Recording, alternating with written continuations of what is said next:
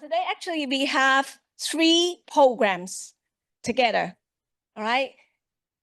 Who are the students from MTeach, Master of Teaching? Wave your hands.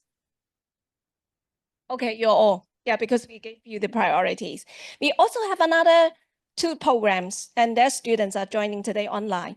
They are from the Master of Arts in Digital Learning and Technology. Welcome. And also, we have students coming from Master of Arts in Cultural Heritage, Education and Management. Also welcome. All right, I hope you can make the best use of it. And as I have told the students of MTeach, we always send you the best teacher. All right, whenever you walk into a lesson, believing that this is the best arrangement. And then you need to learn how to make the best use of the arrangement. All right. Of course, our professors, they always have a lot of experiences, not just theories, but it's your responsibility as a master level student, how to dig out the gold from the professors we have arranged for you. Is that okay? Yeah. So it's my honor to introduce today's workshop conductor, Dr. Tiffany Yip. Yeah, Dr. Yip.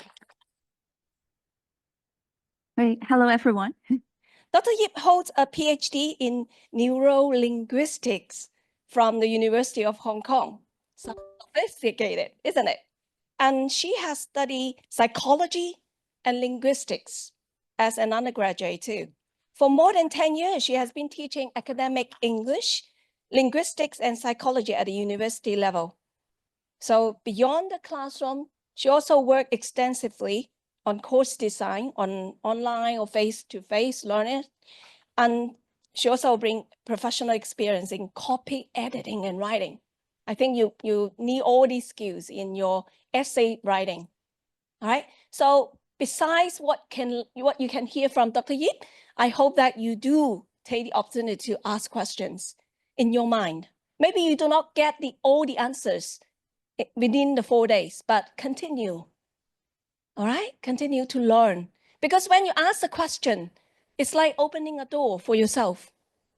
And the answers will be coming because you are ready. So are you ready? Okay, let me pass the mic to Dr. Yip. Thank you so much. Hi, thank you for a very nice introduction. Yeah, so for those who have questions of what I did in my PhD study, hey, simply speaking, it's actually something about the brain and the language. So I actually did fMRI studies about people having reading difficulties, dyslexia, 读写障碍. So it's like understanding what happens in the brain when people face difficulties in reading and writing. So we can talk about that, I think, during the break, because in this workshop, we're going to work on academic English writing. And sorry, I should say MTeach is actually for our master students here. And we would give you all the necessary skills that you need to be equipped with for your upcoming studies and or maybe even for your future needs. So this is me.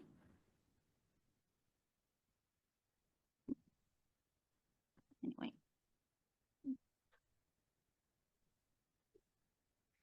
Hey, you can just call me Tiffany, and this is my email, and I hope you don't think this is me, though. And feel free to send me an email if you have questions. But then for the lecture handouts and any supplementary handouts, you have received them. If you are here in the classroom, you have the hard copies.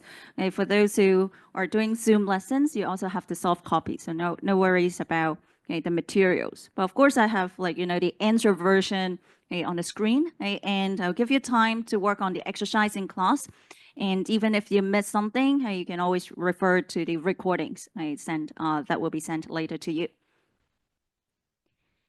And so let me briefly explain what you're going to achieve in this workshop. We're going to face each other for 12 hours in total, 4 sections in this week, very intensively.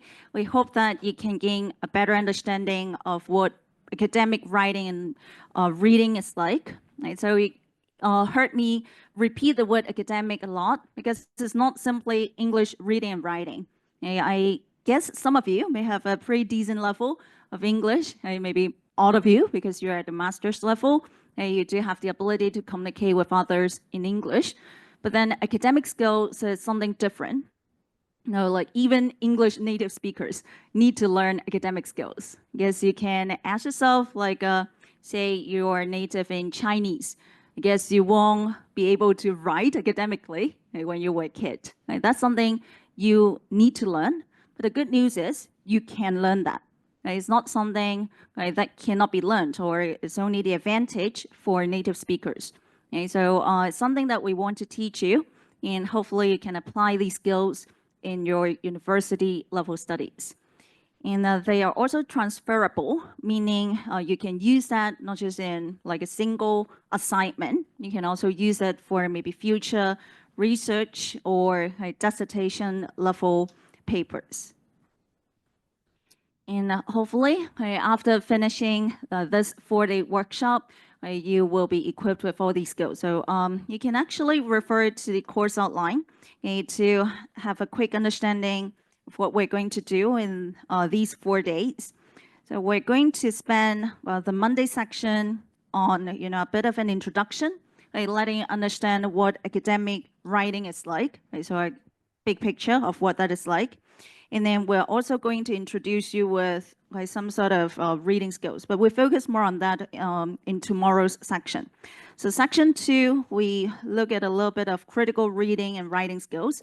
So we're going to have fun watching some short clips, and I would ask you whether you think the argumentation is good in those videos. So be prepared for that for tomorrow. And then the third section, we're going to work more on, referencing, citation, things related to avoiding plagiarism. But we try to make that fun. Okay? And then the last section, we're going to work on paraphrasing, and literature review writing. Okay, so let me ask you like a quick question. What do you think would make a good writer? So at least, do you think you yourself are a good writer? Okay, most of you shake your head, so maybe you're just being humble. Right? But then let's see. So when I talk about writing, a lot of students would instantly say, well, okay, writing again. Right? So perhaps some people would think to be a good writer, you need to have an inborn talent. Well, if that is the case, it's rather, I think it's rather disappointing news, because not everyone would be born with talent, right? And some people would think years of English and language classes could help people write. And so you kind of agree, right? Or maybe people who are more poetic and artistic can write better. But then that would be creative writing. Now we talk about academic writing or writing in general. And I won't say that, I'm not promoting that anyway. Okay, so jokes aside, still I understand many people would think that, okay, thesis, writing a long piece of writing, THESIS, stands for dissertation. But some people would also think it stands for true happiness ended since it started. So you don't want to start, you don't want to write. And that could be because you don't know the skills or you don't get fun out of it.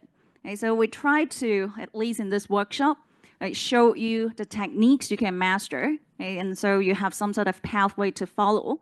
And then you also have some sort of fun in the workshop.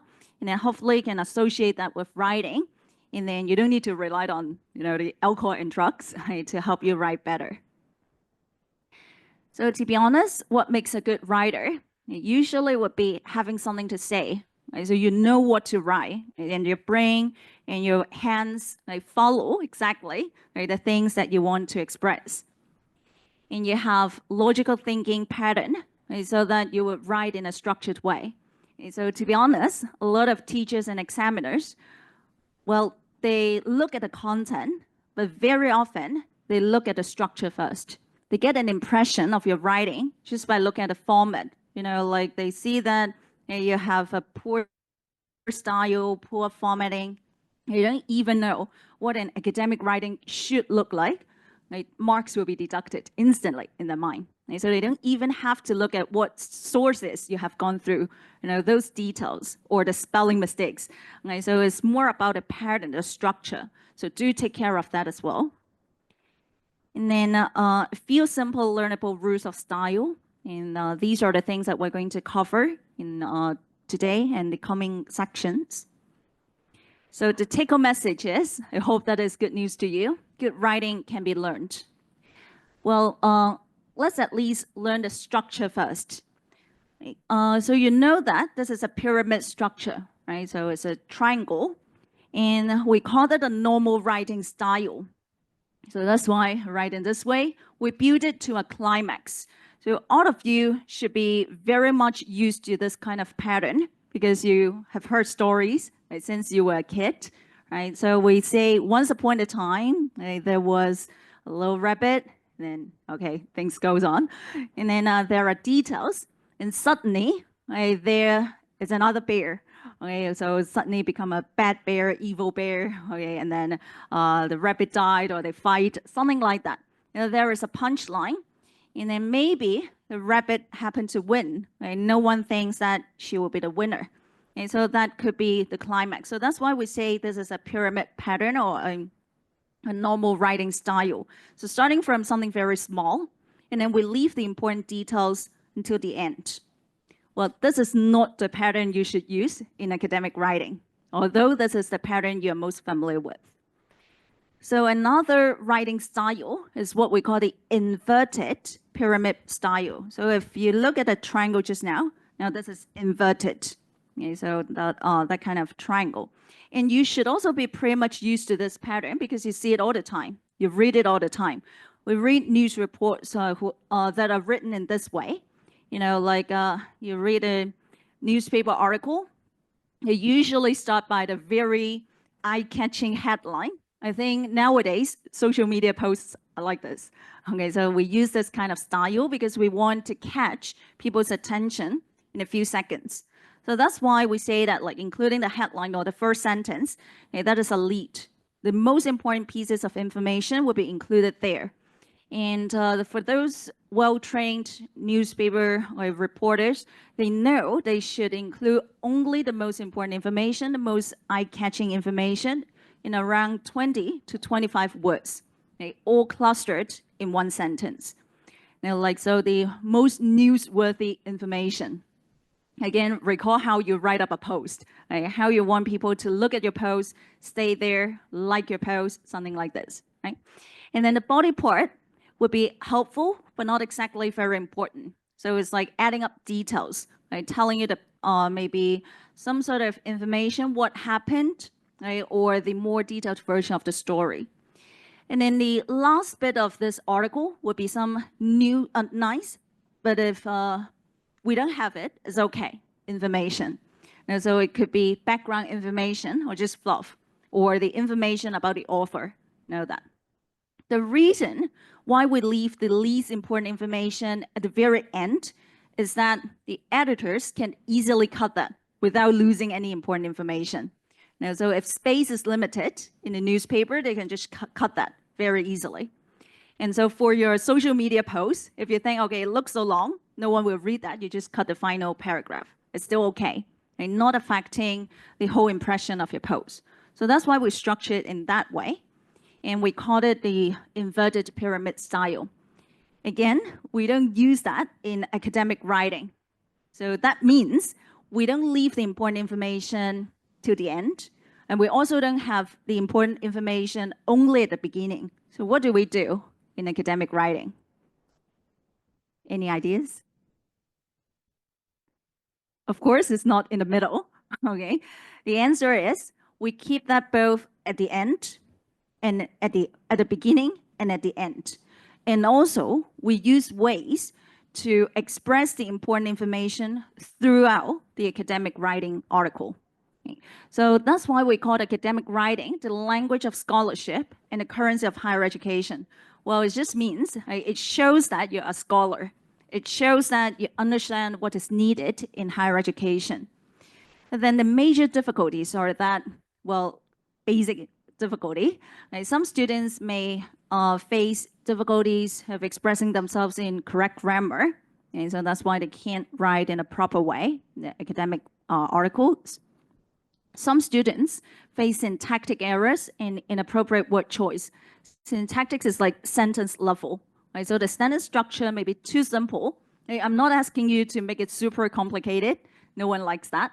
But then the thing is, if you simply write, in a conversation style, like first, you should do this, in an academic article, like instructing your audience to do something, right? That's not appropriate. It's like a presentation, right? So you should work on the sentence structure and also the word choice. Right? We will later look at like formal versus informal word choice as well. And then some students face difficulties applying the rules and styles of academic writing. So that's why you need to understand the cautious language. Cautious would be like formal language and appropriate style that you need to use in academic papers. Well, enough about the overview. I want to show you something to be exact, okay, so that you can practice. Well, I think you find that in the supplementary handout as well. Do all of you have that handout with you? Like the supplementary handout, page 1. Okay, so there are 4 pages. Page 1, activity 1. Here is an introduction of a student paper. It's something about the cell of organs. I want you to later go through it and see how you could improve that. And then let me give you some tips first. I don't need you to correct the grammar. Okay, so it's not really about grammar. It's more about academic style. And then I have already underlined the most, so-called problematic or the parts that have room for improvement. Okay, so you can, of course, work on the other parts, the non-underlined parts, but first work on the underlined parts. I will explain the first one as an example, and then later I'll give you time to work on the remaining parts, all right? So this introduction actually only consists of 4 sentences. It's not really super long. The first sentence, recently, the cell of organs has become a very controversial topic all around the world. Well, the word recently, well, you may think it appears in academic papers. It's perfectly all right. Yeah. The thing is, it's okay.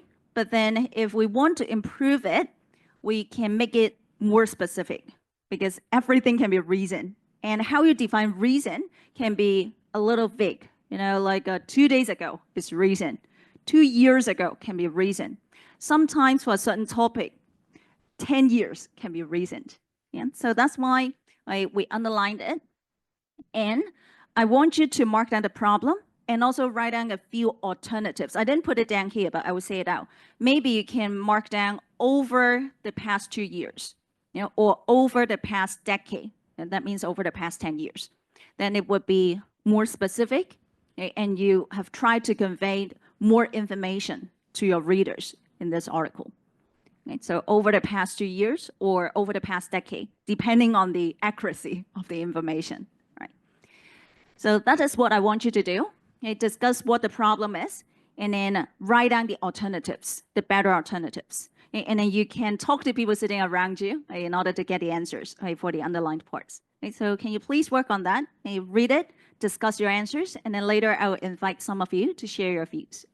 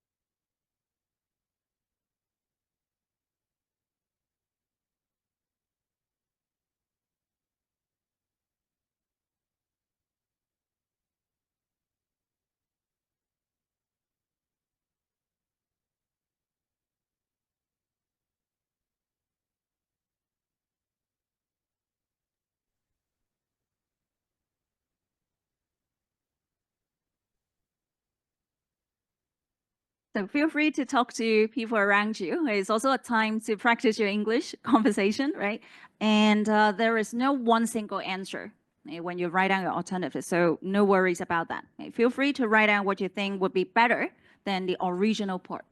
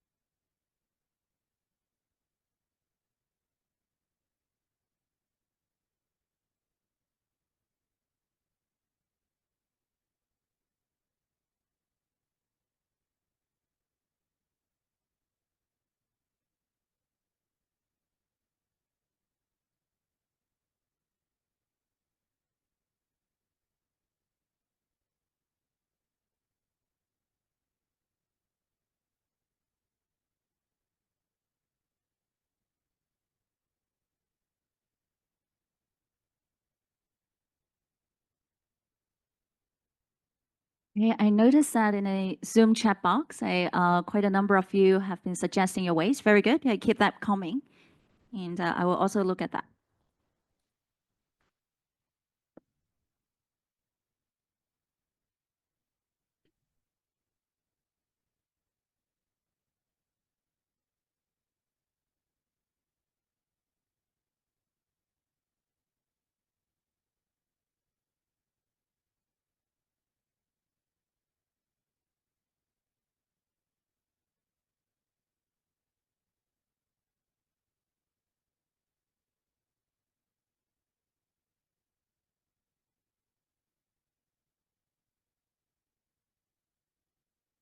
And also remember when you try to point out a problem, I also suggest a way to change it. Like what words would you use to replace them?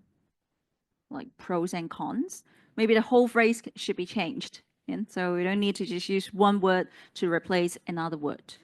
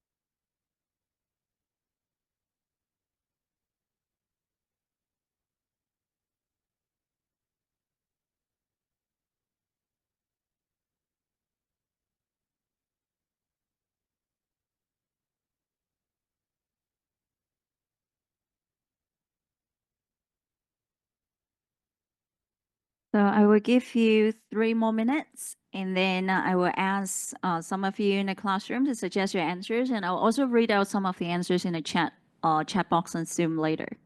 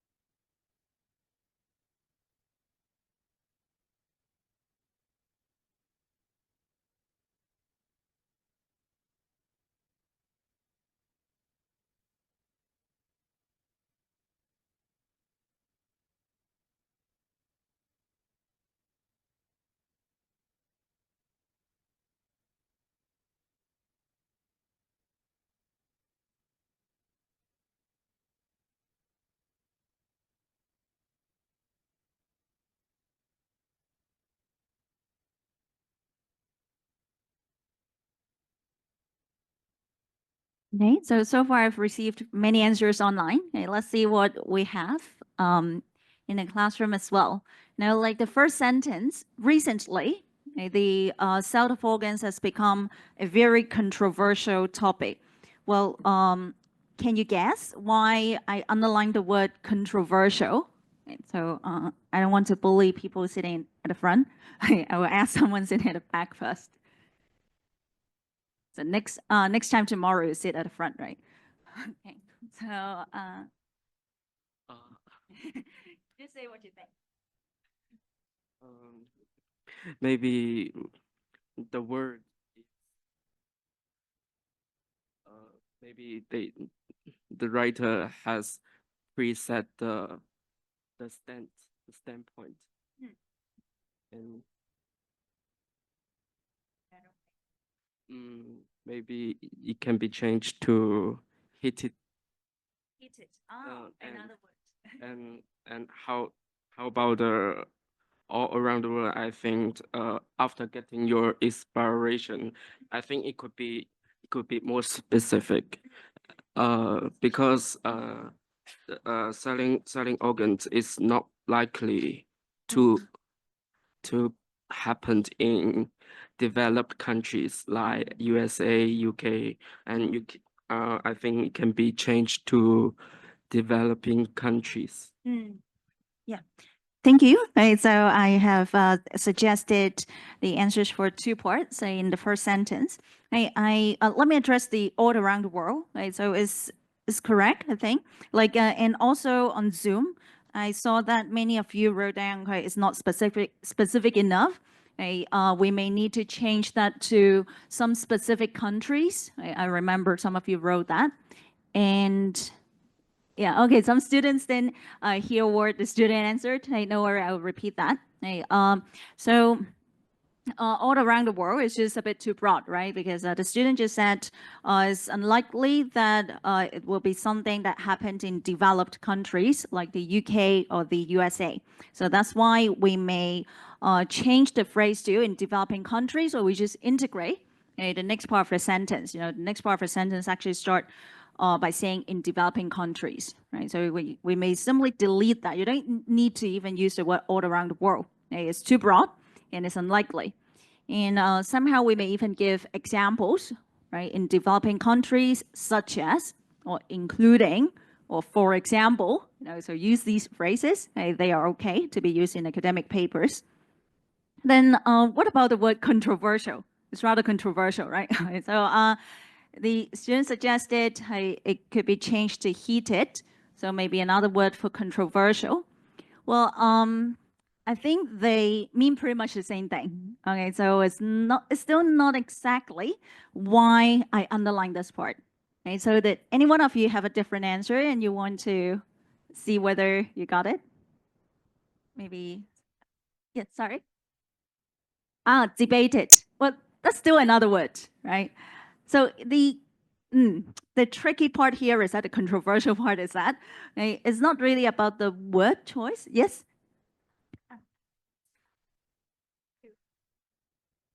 I think it's just a concept. So maybe the writer should give some examples. Yes, maybe a large number of people disagree about the illegal sales of organs, but some people think there are some benefits. Yeah, thank you. Okay, so elaborate, right? That's the answer. Very good. Okay, and the word controversial is actually okay. Right? It's even formal. Right? It's not informal. Right? Though some of you may guess, right? I underlined it because it's informal. It's not academic. It's academic. You see that in academic papers. And then we won't leave that without elaboration. Yeah, because everything basically in academic papers can be controversial. The sale of organs is controversial. The use of Zoom can be controversial. Like the use of AI versus having a live teacher can be controversial. Everything is controversial, but what are people thinking? So explain.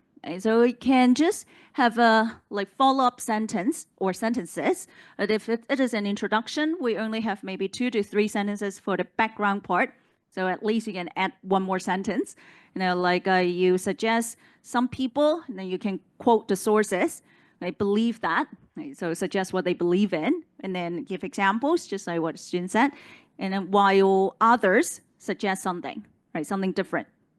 And you show very clearly how controversial the case is, right? What people are arguing and what is exactly the ongoing debate.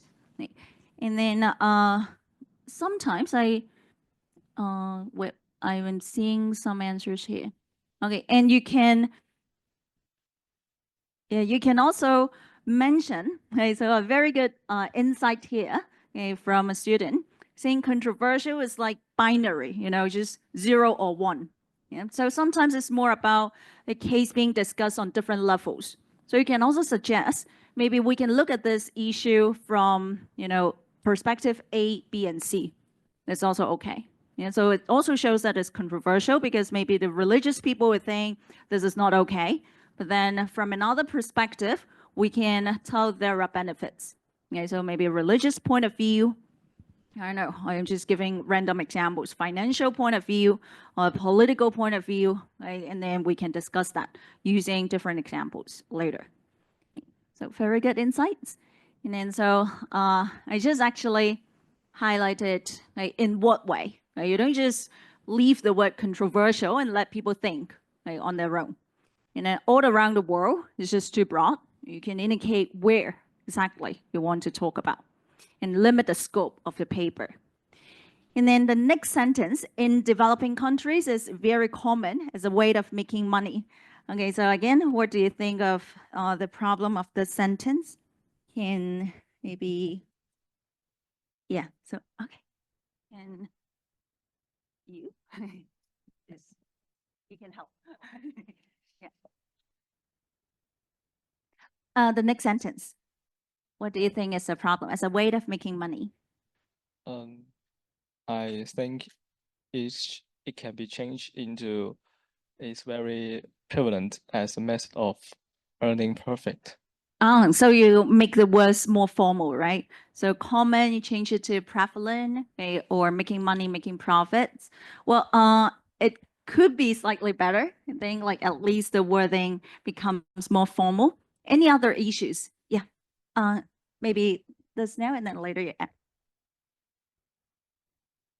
I think it could be more specific, such as who defined and in what paper, what research defined this definition.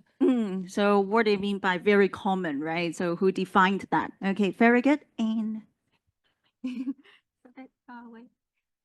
you. So I think first the word is not so formal and it should become more specific in the academic way, like becoming an industrial chain. And also I think it should provide some data like how much money they earned in these places, like in South Asian or some countries. Very good. Okay, so both of you have added information like how to define very common. What do you mean by very common? Is it like 8 out of 10 people would do this? Or 5 out of 10, 50% can still be common, right?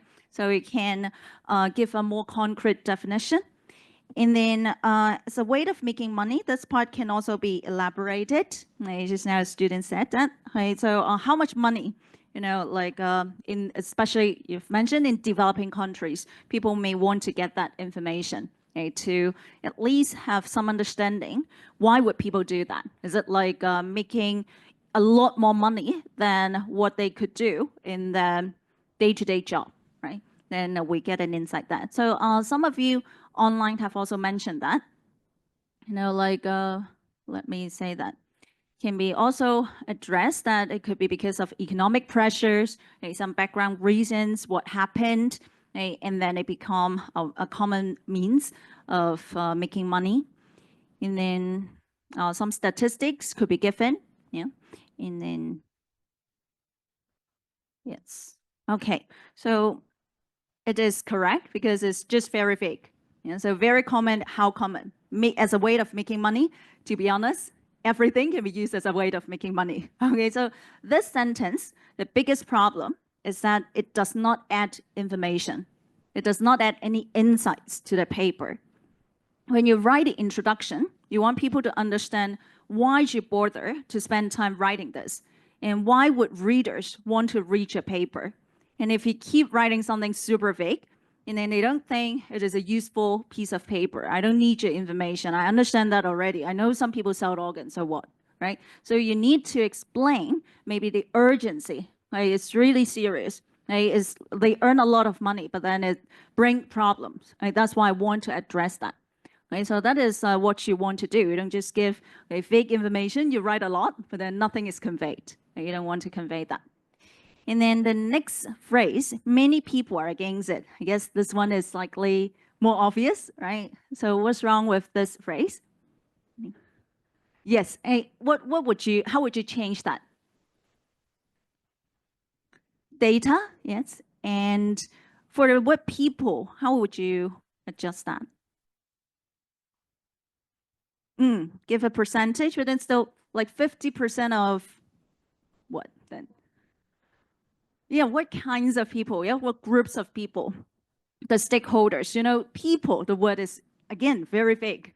Right? The vague is, it can be from some sort of sectors, from the government side, from the medical sector, or just normal residents, citizens are against it. Maybe people who work in a certain industries, certain fields are particularly against it. And of course, you can also highlight the percentage. Okay? And so many, again, is fake. Right? So that is why there are different ways to make it more specific. And then there are pros and cons to this issue. Well, what do you think of the problem of the phrase pros and cons? Not academic wording, and so, but we know this phrase, we use that a lot. Okay, so from now on, try not to, just repeat the phrases that maybe you have memorized earlier on. Teachers back then may teach you, okay, use phrases like pros and cons, boons and banes, or double-edged sword. Well, you may use that somehow in the discussion. I would say oral discussion. But I won't suggest you keep using that. Just like how I explained the word controversial. Everything is controversial. I know everything has pros and cons. Just explain to me what is happening. And some of you may address, so it's a better way to use phrases like advantages and disadvantages, right? Or benefits and drawbacks. At least these phrases are better than pros and cons. But then the exact problem is still not like that. Just now, some of you online have explained. It's like rather binary. The problem does not have to be explained by just, there are pros and there are cons. Well, let me explain in this way.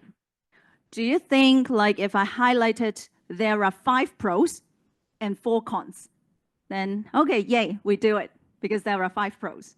It's not like that, right? So when you discuss whether smoking should be banned in public places, this is like one of the popular topics in high school. And then, yeah, so very often you will explain one paragraph, a very one-sided comments. Some people like it because of whatever reasons. And then in other paragraphs, some people don't like that because of some reasons.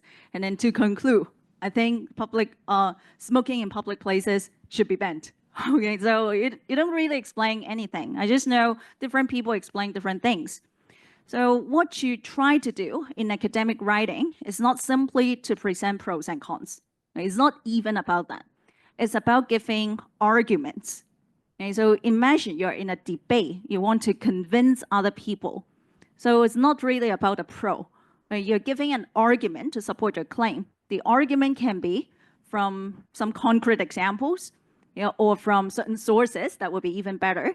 Someone did an experiment and noticed that is a really bad idea. Or is from some sort of field observation, or some sort of interviews, and then they collected data and then think that it should not be continued. And so you use arguments with concrete examples to support your claim. Okay, so this is your claim.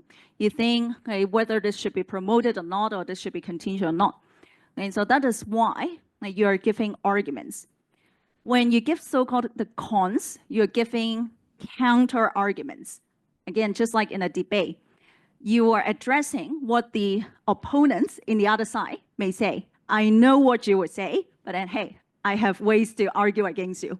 Okay, so I know you may think that, well, from the economic perspective, people can earn more, but then it is not the best way to earn money. Okay, or at least it's not the most sustainable way to earn money. Then you argue against those points to further reinforce your own points. So this is how you do in academic writing. That is why pros and cons, we call that as a rather cliche phrase. Okay, cliche is a very French word. Now you have a nice term to address, okay, cliche. Okay, it's like some sort of phrase people like to use. They don't even know what that means, actually. They just use that because in every passage, we use that. Okay, but then it doesn't add meaning again. And this is what you should do in academic papers.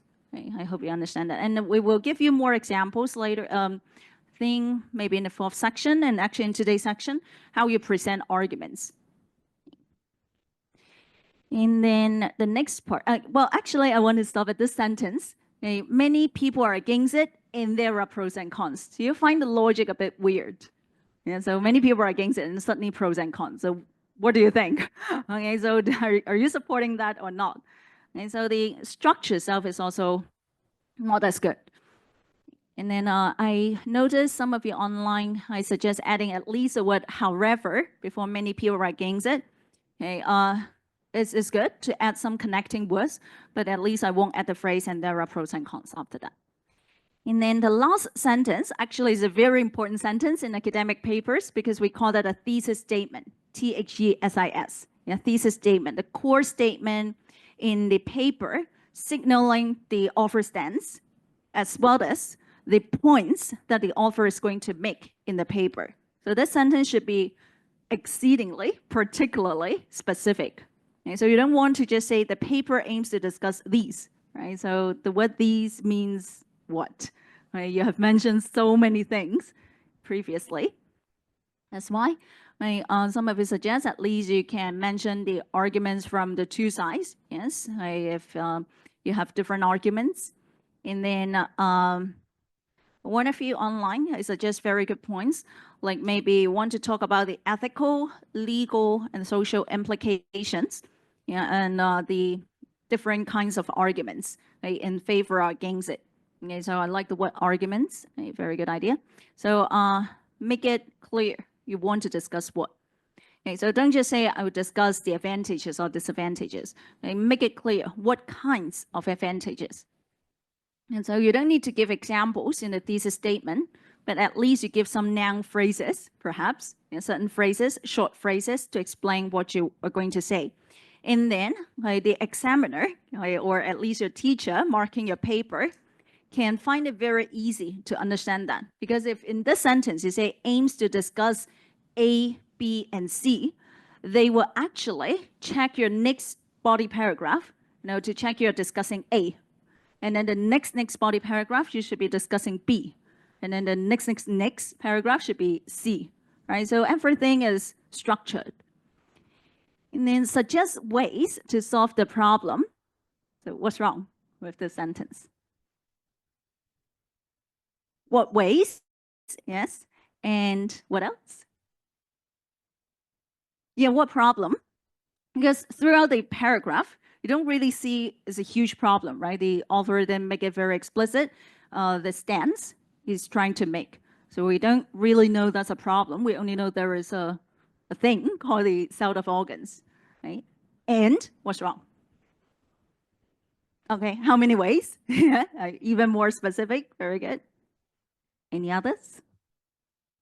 So this one is the trickiest, so I leave it at the end. Giving you 1 more minute to talk to people around you. Now you kind of know my thinking process, right? So you can guess why I underline that. So all of the things that you mentioned, like make it a word ways, this part more specific, correct? And then the word problem may be a little problematic because we haven't mentioned how serious the problem is. We haven't explained it. Okay, so we may need to change this word. And then what else? Right, 1 minute, talk to people around you, and then try to guess.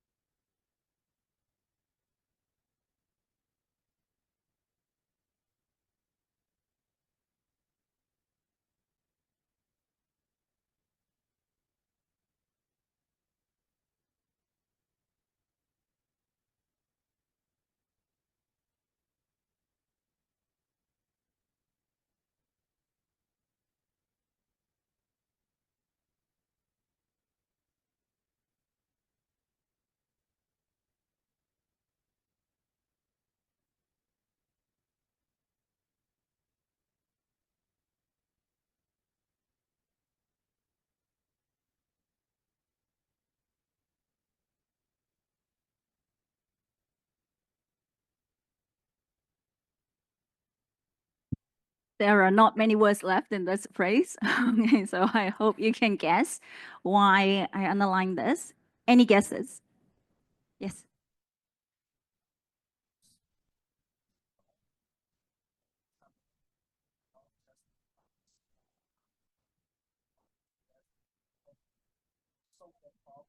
Mm.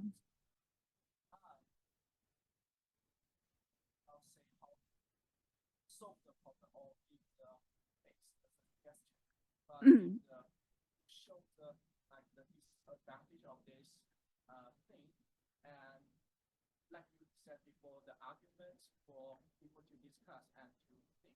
Mm.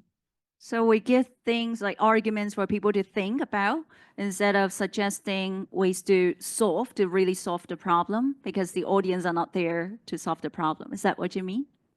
Yeah. Okay, good. I would better leave the mic. Otherwise, I'll keep repeating. Wait, give me a second. The last one should be the topic sentence or topic sentence of this essay. So the person should clear what he wants to do or she wants to do, not just very general, and also use and to make other confused what he or she wants to do. Make this thesis statement clearer, what the writer is going to write next. Right. So very good. Any other answers? Like, yeah.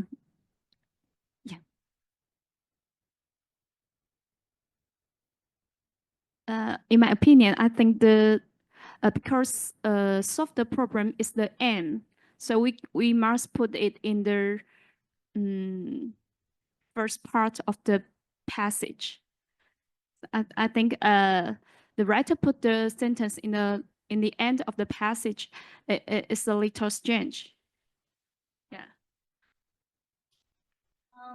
This is still the introduction, and so maybe it's okay for them to address that in the thesis statement this way. But then the thing is, I guess the whole introduction doesn't signal there is a problem and there is a problem that needs to be solved. Okay, so that doesn't make the whole logic very clear. Yeah, so that is true. And so actually the first student just now mentioned the word solve the problem. It would raise some questions, right? Do you think the readers can really find ways to solve the whole problem of the cell of organs just by your 1,000 word essay or 2,000 word essay? And things, although, well, you can still propose ways. I'm not saying you cannot do that, even though your ways cannot really solve the problem. So what you should do is make the word less strong, right? So you are not solving the problem anyway. So don't say something you cannot do. In academic writing, we would act like Donald Trump, okay? But we don't act like Donald Trump, I should say. Okay, so he says something super extreme, okay? So we don't want to do that. We don't want people to attack us later because we cannot really do that. Okay? That's why we tend to use more cautious language in academic writing. Okay? And that is also why we keep using sources to support what we say. So it's not my personal opinion. It's actually the scientists who said that. Okay? So that is what we try to do. Then my next question is, how would you improve the word? Instead of saying solving the problem. Any other words? Okay, possible solutions. What was solution is still the noun of solve. Okay, you're tricking me. Okay, yeah. So possible ways, maybe adding the word possible. Good. Any others? Okay, suggestions. You're making suggestions.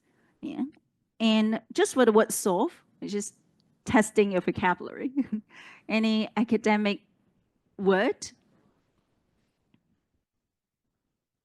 Some words that start with A, I think. Very good. Yeah, address is actually also okay. Yeah, and also, yeah, the tone is too absolute.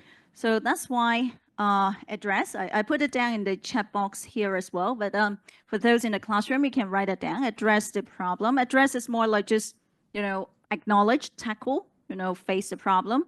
So it's more neutral, right? And then another just now, alleviate, right? So that's a very good word, a formal word to mention you are trying to make the problem less strong. You are not solving it as a whole. Okay, so alleviate the problem, and also a similar word, by the way, alleviate is spelled as ALLEVIATE. Let me repeat, ALLEVIATE. And another similar word, something that means similar, is ameliorate. Ameliorate.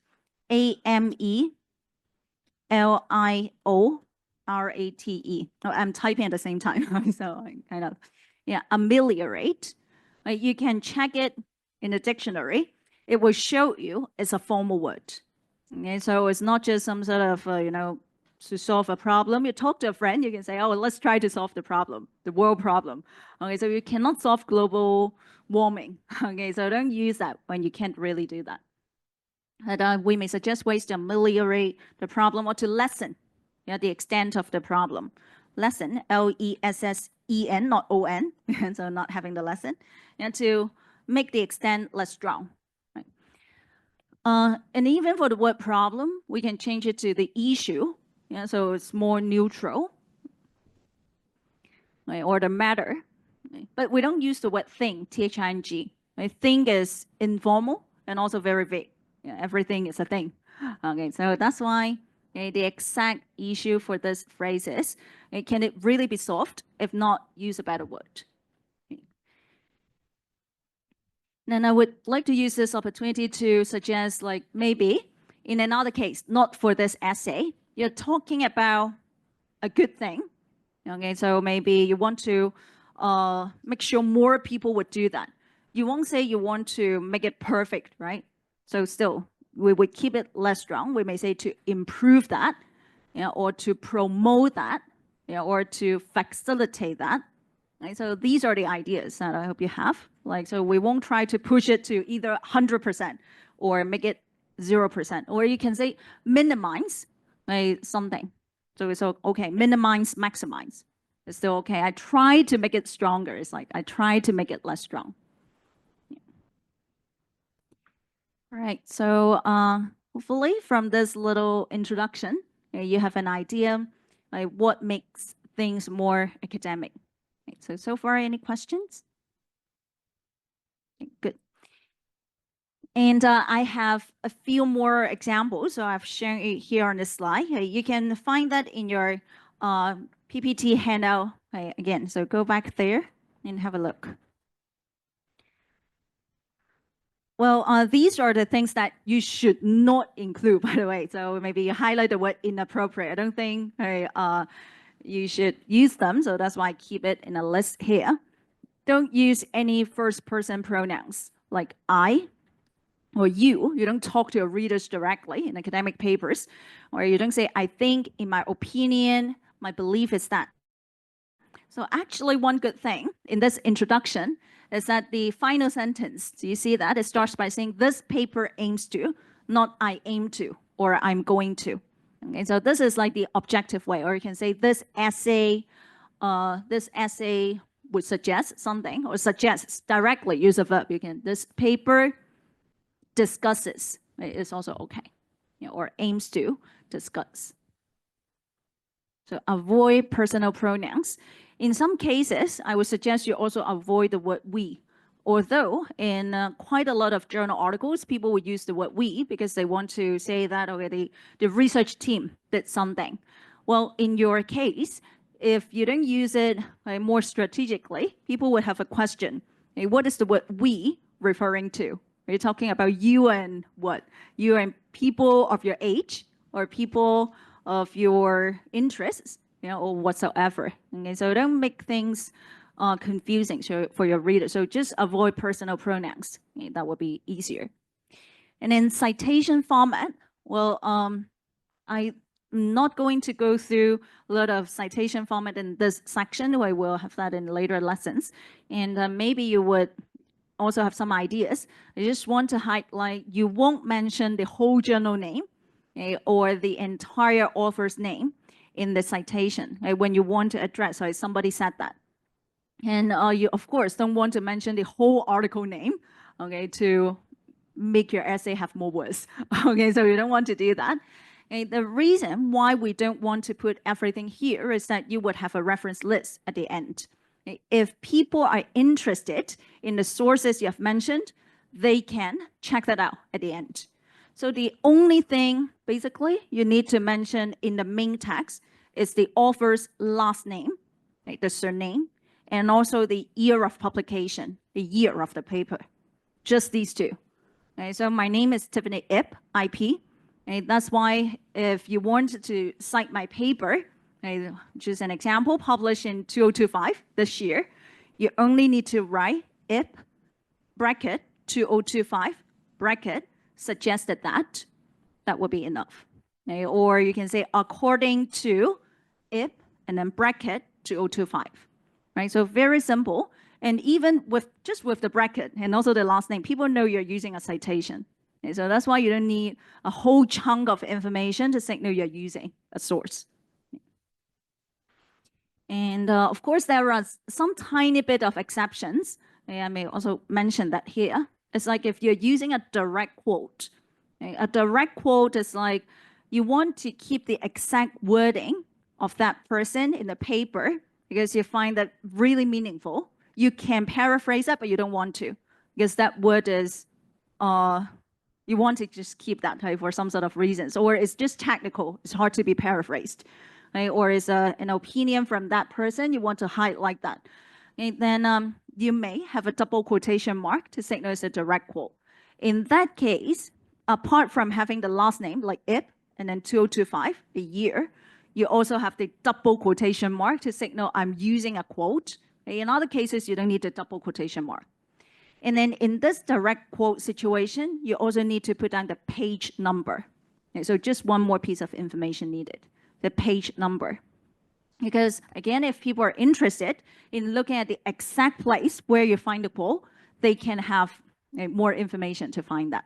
So that's why the page number is needed. And if it is an online article, like a website, maybe they don't have pages, then you really need to count the paragraph number. Okay, so instead of writing P dot signaling the page, maybe page 10, you count that as in paragraph 20, then you write PARA, the short form of paragraph, PARA dot, and then 20, okay, after the quote. So a tiny bit of details you need to know about citations. Of course, nowadays, you have online tools to help you, but I just want you to at least have some ideas because sometimes the online tools won't give you the 100% accurate information, at least have some ideas to proofread whether the information is consistent, is correct. You know, and when you quote a source from a paper, for some journals, they will give you, okay, if you want to quote in this format, just copy and paste this. Sometimes it's 99% correct only, right? So you still need to check that yourself. And then uncountable nouns. Well, of course, there are tons of uncountable nouns in English. I just want to highlight the more common issues that students may face in the use of uncountable nouns. Words like evidence. So we want to quote evidence in our papers. So we don't write evidences, even if you have a lot of evidence. Okay, so you just say evidence shows that, right? Or there is not enough evidence to show that. And so that is uncountable. And then another common mistake is the word research. If we use it as a noun, never write researches, right? Because research is uncountable. You can instead write research studies. Then you can count the word study, right? So research studies is okay, or research. And again, not much research shows that, or research proves, research mentions something. Okay? Or another way, you can say some sort of researchers. You can count the person, right? The number of people. Then researchers, you can add ER and S after that. And then the word proof, information, they are also uncountable. For uncountable nouns, always treat it as a singular noun. Okay, so you use a singular word, singular verb, and you don't add S after this. And then another issue, generalizations and vagueness, meaning like you try to think it as like 100% of people would do that, or 100% of the cases would be like this, but it's not true. So you don't want to write people argue that, because even though you didn't even write all people argue that, when you just present it as people argue that, the word all is implied. Okay, so you're just implying everyone says that. So just delete this phrase, or you replace the word people by a certain source, okay, whoever argued something. And then the phrase, as we all know, skip that. Okay, don't assume your readers know that anyway. Okay, and you don't want to use a personal pronoun we in your case. And then I've explained why the word controversial is a bit vague. You need to elaborate. And then something is a good practice. Well, from now on, remember, try not to use words like good or bad in your papers, because they are subjective. Okay, they are vague. You think something is good, and then people will ask you to define it. Right? Just now, some of you mentioned how to define it, right? And then how good is it? Okay, maybe it's effective, it's cost effective, or it's efficient. Because it like some sort of AI tools, right? They are efficient. If you just say the AI tool is good, right, then you mean that it can solve some problems, or it's fast, or it's cheap, or what, right? So you don't just use the word good or bad. And then the next thing, right? Don't use evaluative language or emotional language, right? So you're not writing, you're not showcasing all the vocabulary you have, okay? And you don't tell the story in academic papers. So that's why you don't need to bring out emotions from people. Okay, so you don't need to say deplorable, the situation is really poor. Okay, so people should address the issue like urgently. Okay, so you use evidence and arguments to showcase this is an urgent problem. You don't use emotional wording to show that. Okay, and remember, you're not writing an ad. You're not trying to promote something. You're not asking for funding. Okay, so don't try to make it sound like this. And even if you want to condemn the bad things, like it is really unfair, or people are greedy, again, use evidence, use statistics to show how unfair the situation is. And then colloquial language. Colloquial meaning conversational. Okay, we don't use that. So don't use words like a lot of. Okay, a lot of is informal. A lot of, lots of, tons of, loads of. Right? So you can feel that these are words that people would use in everyday conversations. Okay, so you don't use that. You can use the word many. Okay, so many is actually okay. It's not informal. Or you use words like, I don't know, any other words to replace a lot of. Yeah, apart from many. Like numerous, right? Or a number of. Yeah, any others? Yes, yes. Okay, or just a percentage, right? Or you can even add it longer, a considerable number of, I know, like just use phrases like that, or a large proportion of something. Yeah, so use these instead. And then use of get. Well, it's a little hard to explain, but phrases like people get angry. The word get here is informal.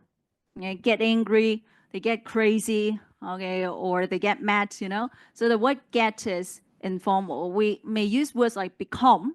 Okay, can you feel the difference? Okay, so people become provoked. Okay, so we need to use them instead of they get crazy. Okay. And then contracted forms, I don't do that. Okay, so just use full forms all along. Okay, so instead of doesn't, write does not. Never use exclamation points. Actually, in like emails, you don't use exclamation points, right, to your teachers. Okay, please give me the marks. Okay, so if you want to show that you really want to get that, you give a reason. Okay, so you don't use exclamation point to show your emotions. And then starting a sentence with and. Well, it just shows that the use of connecting words is another thing you may want to master. Because starting the sentence with and, right, the capital letter A, it would be informal. Maybe in presentations, you hear me say that. Yeah, so and, now we're going to do this. But then in writing, instead of and, how would you start a sentence?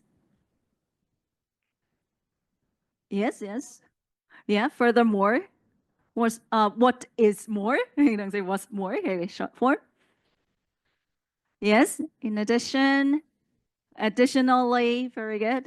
Moreover, things like that, or even a little phrase, another, right? Maybe another issue, you know, or the second, the third, right? So use connecting words instead. And then, of course, same for however. Yeah, so don't start a sentence with actually but. But is informal. Usually words that spell in a short way would be informal. I think 80%. Okay, like and, but, like these are informal. So instead of but, we can use however, or yeah, in spite of that, I mean, something like this.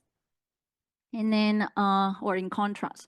And so, of course, there are many other problems like argot spelling, punctuation, but I'm not going to name everything. I'm just showing you some ideas how we identify inappropriate language. So don't just care too much about the content only.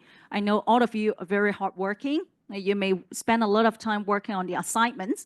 And then even if you have great content, you don't take care of the language, you're ruining the academic level of your paper.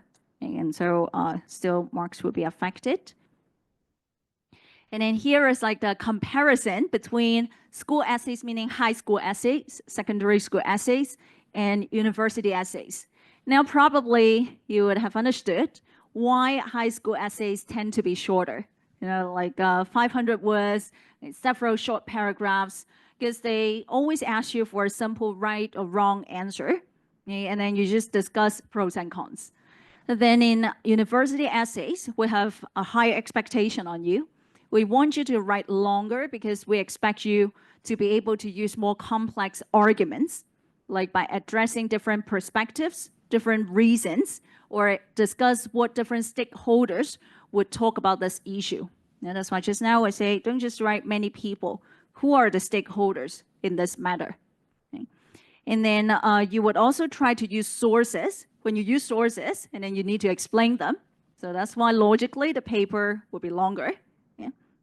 And you are developing a critical stance. Stance is like your viewpoint. And what do you think of this issue? And you analyze the concepts.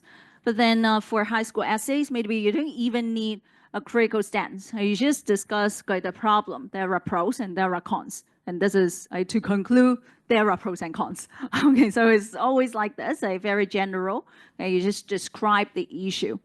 Okay, and just now, I also used the word counter arguments here on the bottom left corner. Okay, counter arguments would be the things that you expect people from the other side may say. So you need to address them as well in some cases of university papers to show that you understand the whole picture. You also have ways to address them, okay, to further reinforce your original stance. Okay, so what about a 15-minute break from now? Okay, so please come back by 10:35, 10:35, and then we'll continue with the next part.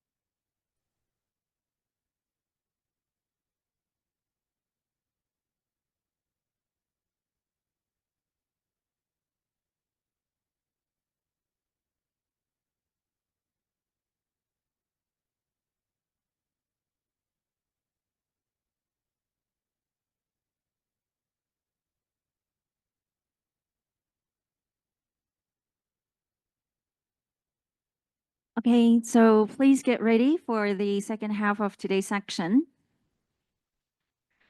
And since you have already some ideas of what academic writing looks like, I've prepared you a longer version, which is like 2 paragraphs of a text. And I want to give you time to read that and see why it is not quite academic.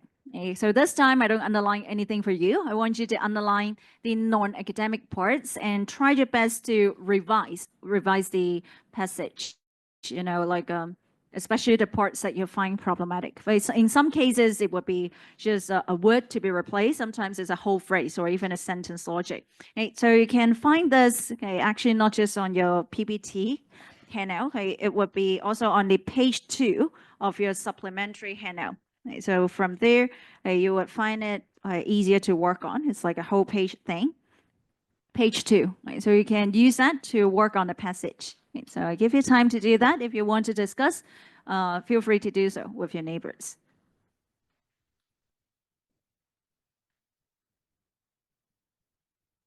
And again, for students on Zoom, feel free to type your thoughts on the chat box, and I will look at that later as well.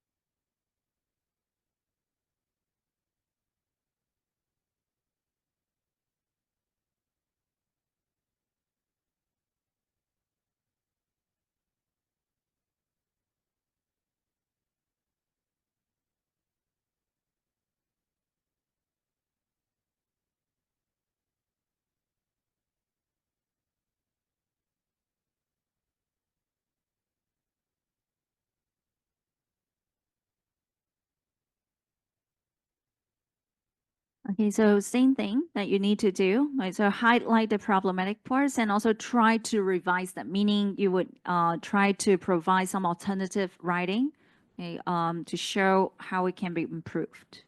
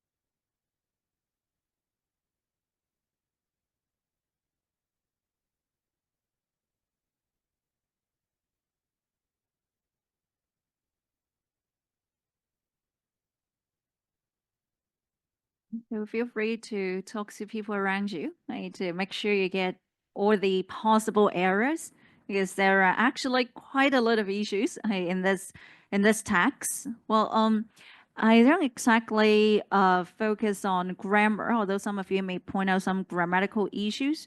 And so focus more on the academic parts first. Right? Of course, if you have time to look at the grammar, you can also do that.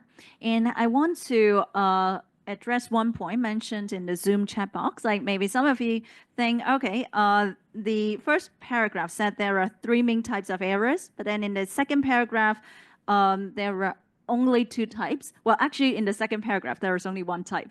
Okay, there are 1 type with 2 causes. Okay, 2 reasons why that error happens. And so it's not complete. Okay? I'm just showing you a student sample writing with the introduction and the first body paragraph. Okay, so that's why I don't need you to focus too much on the content or grammar, okay, more on the academic aspect. Okay, so feel free to discuss.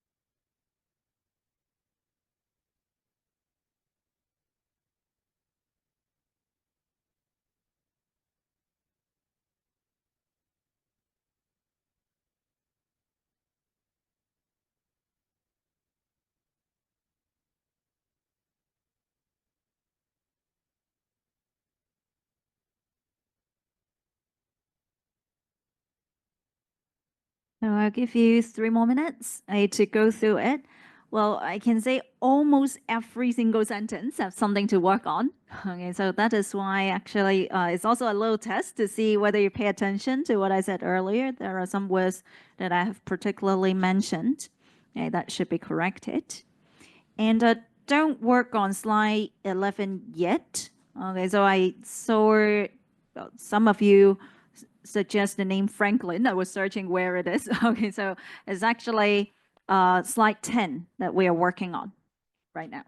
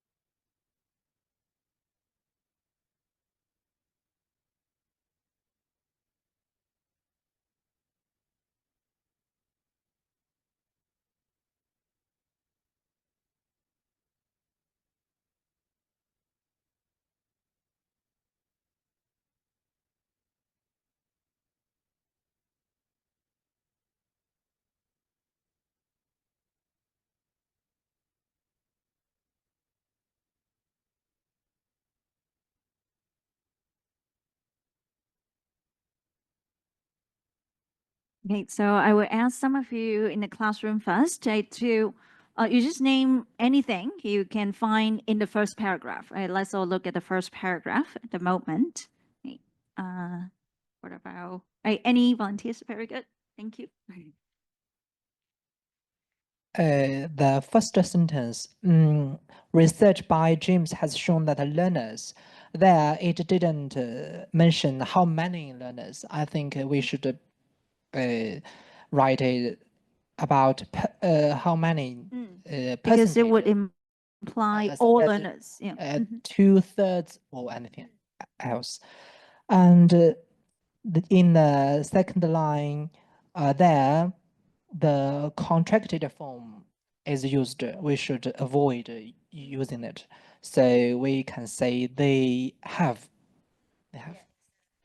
Yeah. And the last sentence, learners will make, I think, 8 learners include the meaning of all. So we also mention that how many learners in there, Or and just some or many learners. At yes, least. Mhm. and the will, it's a little bit absolute, I think. So It's true. we can change it into may or probably. Okay, very good. Okay, so you also mentioned quite a number of problems in this paragraph. Hey, any add-ons for this paragraph first? Okay. Just the first paragraph. The first sentence, James, this essay doesn't explain who James is, what and when this research is done, so it's incorrect citation. Correct. Correct that you said is incorrect. Okay. Yeah, very good. Okay, so yes.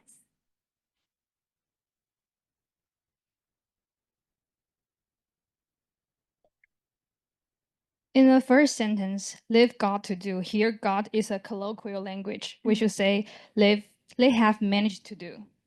Change the word got. And the last sentence, 3 main types of errors. Here, 3 is Arabic numeral.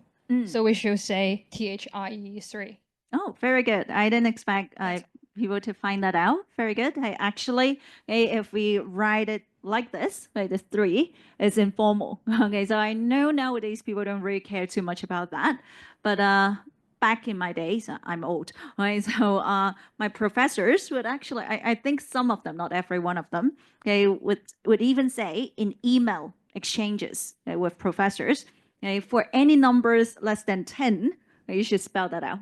Okay, so that is like a formal rule. I think people have an impression, right? For this kind of writing, you should write like this. Okay, so that is why if you write just like a 3 like this, it's informal. And very good. I actually, you have mentioned almost everything, every problematic thing in the first paragraph. And actually, to add on with what is mentioned in the Zoom chat, some of you also noticed the word thing, right? So I said I don't really think the word thing is formal, and it's also a bit vague, right? So some of you try to change it to maybe the most challenging aspect, okay, so making it more formal. That's also a very good point. And then the citation problem, like James. And then when we change it, remember we don't add the last name. We even need to delete the word James, because the word James itself is not needed. Like my name is Tiffany Ip. I said you only need to mention my last name in the citation. That's why we always address scholars by their last name, okay, instead of the first name, like how you address your friends. Okay, so in this case, if James' last name is like a Dr. Smith, then you only say maybe Smith. You don't even need the word research by, just Smith, and then bracket the year, and then has shown that. Right. So yeah, I will want you to mention the problems before I show you some possible answers. Okay, so actually these are the most problematic parts in the first paragraph. Then what about the next paragraph? Okay, are you ready to talk about that? The next one. Anyone want to say something about the second paragraph? You don't need to say everything, but that one, maybe each of you can mention 2 to 3. Any volunteers from this side? Okay, good.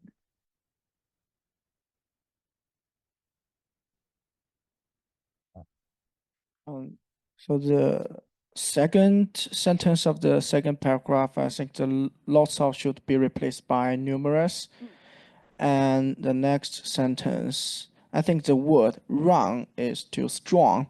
So I think the inappropriate is more suitable.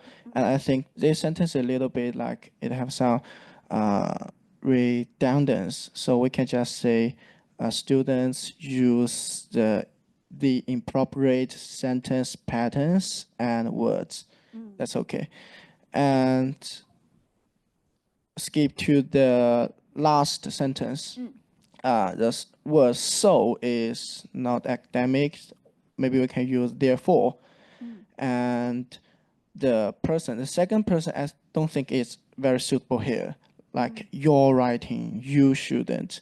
Maybe we can use in the early stages of the learner's writing, they are, and also the shouldn't is too strong. So maybe we can use they are advised to write sentences shorter than 3 lines, like that. Very good. Right. And the suggestions are also very appropriate as well, academically appropriate. And I want to also acknowledge like the word so. Yeah. So yeah. So just like how we mentioned the word and or but. Yeah. So to start a sentence. Yeah. So that is why we change it to like therefore, for example. And so remember the words that are spelled short are usually rather informal. We don't do it like that. Okay, very good. And any other parts that anyone wants to talk about here? So do you want to say something about the other part? Yeah, maybe 1 to 2. I think sort of is too oral. Mm. Should change to like a. I forgot the answer. Sorry. Kind of. Other parts that The Okay. theme. Yeah, it's all right. Let me see. Yeah, okay. So anything that you have addressed? Okay, yeah, so you can talk about this one. Okay. I think the biggest source of error, we should use specific error. We can use inaccurate expression or imprecise speech. And the second one, I think there are lots of causes for this. Maybe we can use a number of causes for this. And the biggest is too strong word. Yeah, we can choose another word. Okay, very good. So at least I can tell you guys have a sense what is too absolute, too extreme, and what might need to be changed, right? And so let's also see the answer. Yeah, so somehow the phrases are proverbial and informal. And then I also like that. So if some students have mentioned like we can make the sentence more concise. Okay, so I know some students who want to have a longer essay will hate to. Okay, for that. Okay, so they deliberately add more words, okay, thinking that will make things more formal. But actually, okay, the more concise sometimes the better, okay, because the meaning can be conveyed more clearly, and it will make the thing sound less redundant. And then, yeah, so people also notice the word lots of. You can change it to many, numerous, yeah, and then somehow meaning-wise, okay, elaboration might not be enough. It could also be the case. Okay, so let's address it like this. So I have actually like used some different colors. Well, I would rather you maybe like for people on Zoom, you can take a screenshot. And for people here, you can also take a photo. Of course, you can also go back to the recording for the answers. So I have highlighted the problems, okay, on this slide. And then later, I will show you how to improve them.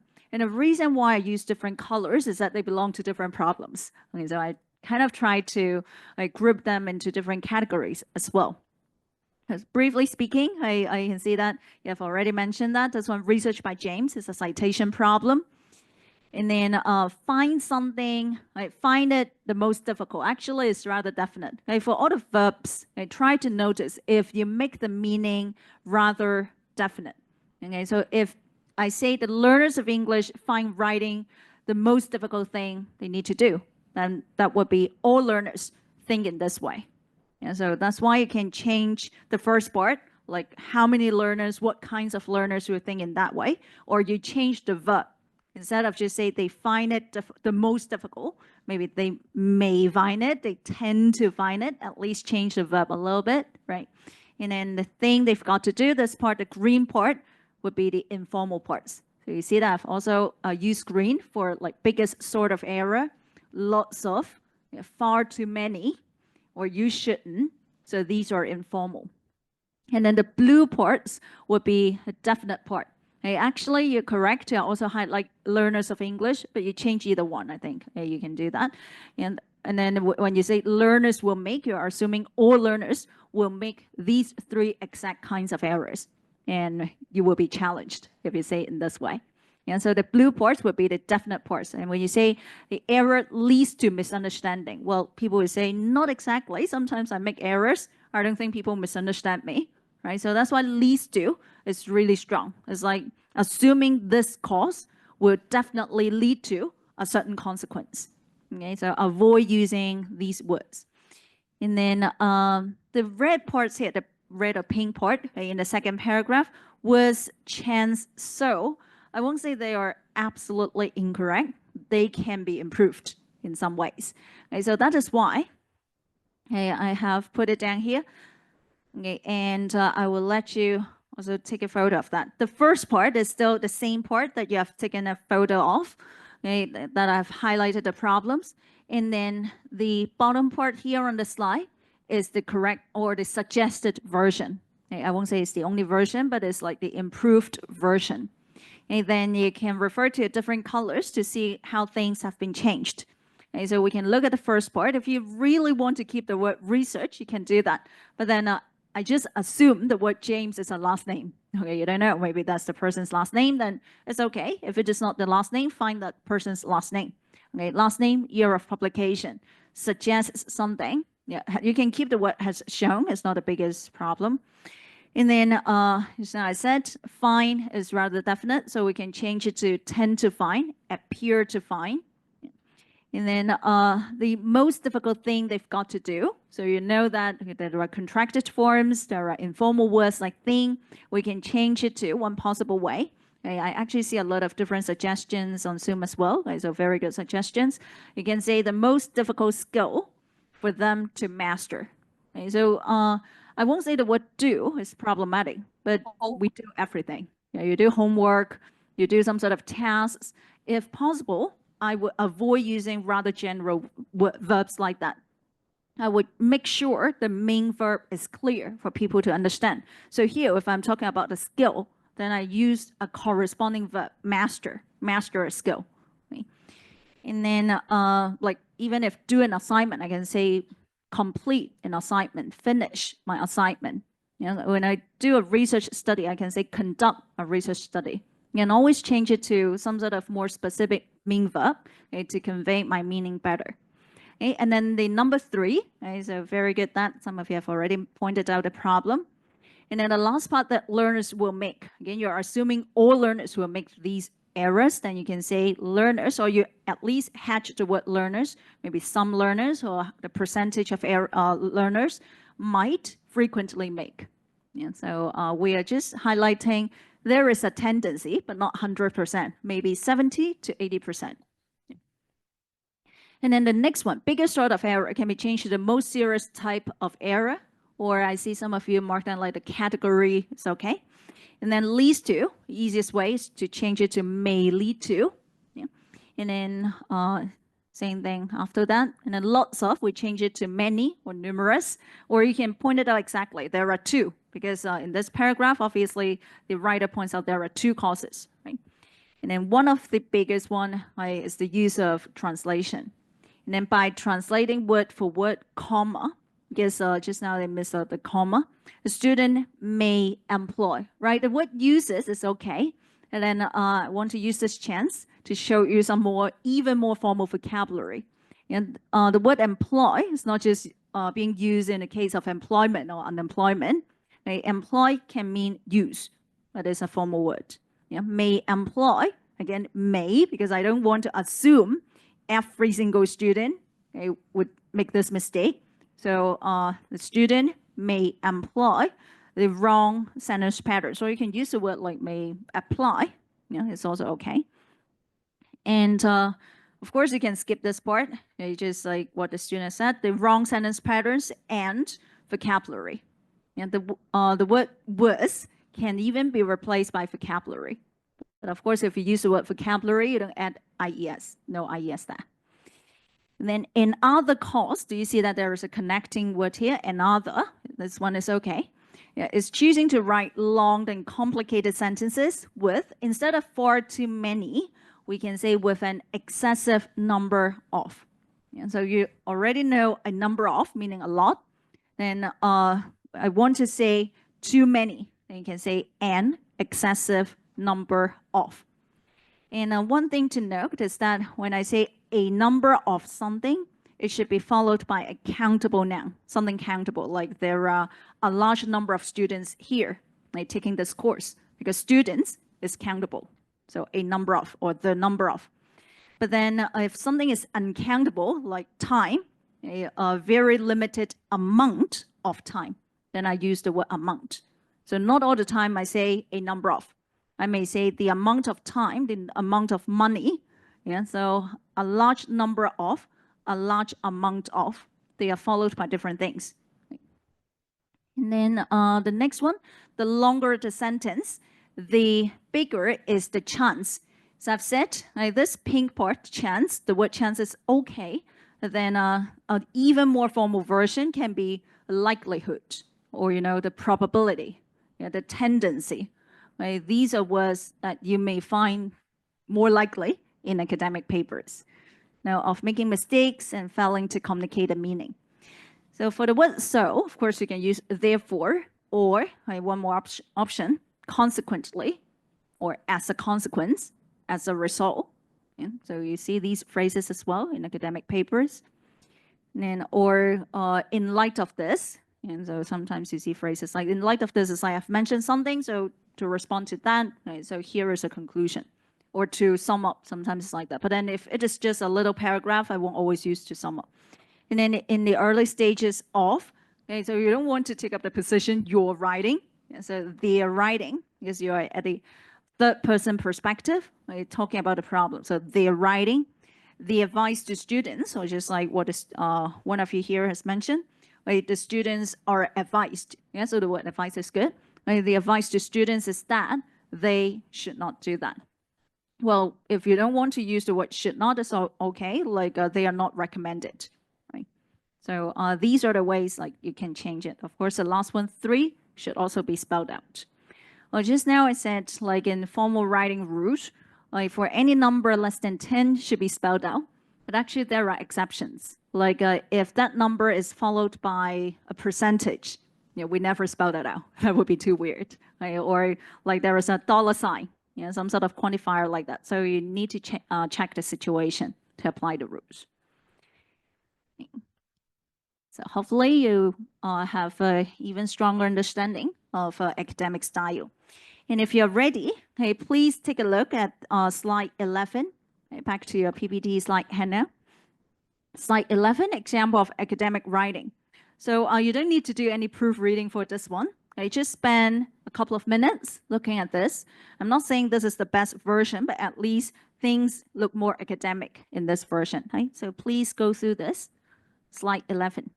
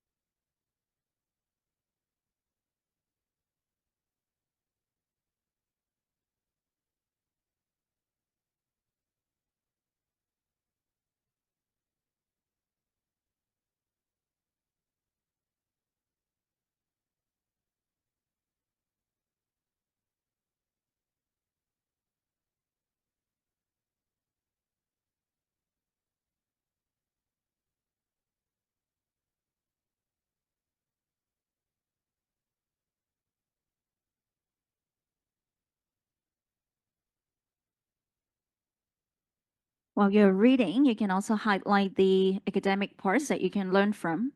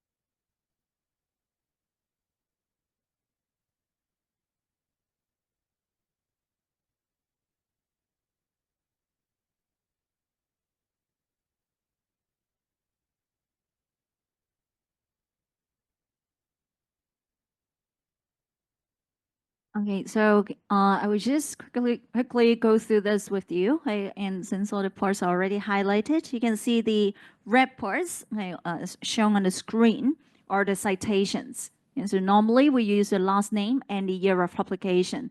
And in some cases, we use multiple sources to support one single argument. Right? That is to show to your readers and your professor that I have read a lot. Right? And I also see the pattern in different sources. So that is something rather recommended if you can do that. I mean, like for this sentence, Jones 2018 and Smith 2020, they both suggested something like this. So you want to synthesize them, combine them, and use both of them to support this claim. So that can be done like this. And then we actually follow the alphabetical order of the last names. So that's why even in the case of the final sentence, the last citation, the first paragraph, right? So the source published in 2020 is before the one in 2017. Okay? The reason is we use the alphabetical order. Okay? So S is before W. And then the highlighted parts, the yellow highlighted parts would be the words that we use to lessen the extent of the claim. Like they are less likely to be asked, they tend to, or children could improve that, drugs might also be like this.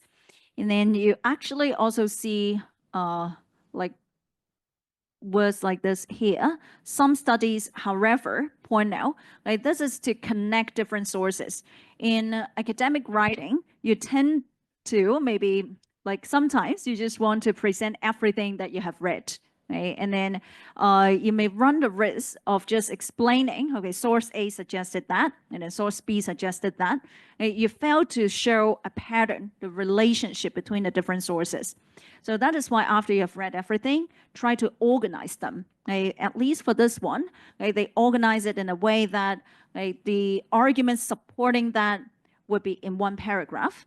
And then the next paragraph, you start by saying some studies, however, point out the serious drawbacks. Right? And then people understand the coming sources would be on the other side of the argument. And then we also use some academic verbs like argue, express a similar view, right, to propose the claims. Like these are what we call the reporting verbs. I think we'll spend a section on this as well when we talk about literature review writing. And then the last part of the second paragraph, you see an example of a direct quote. And so there is a last name Franklin and then a year plus the page number, because you can see the double quotation marks. And so normally we won't say we are giving powerful drugs to children, but you really want to highlight what Franklin said in the paper, and you don't want to paraphrase that. So that's why you keep it like this. And I would like to remind you not to overuse direct quotes. You don't want to see all the quotes from different people that would affect your writing flow. And people would think, okay, you don't really know how to write. That's why you just insert all the other people's writing in your paper. Right? So use 1 to 2, or sometimes you don't even need to use a full sentence. It can be a short phrase or even one single word. Right? It's also okay to highlight that.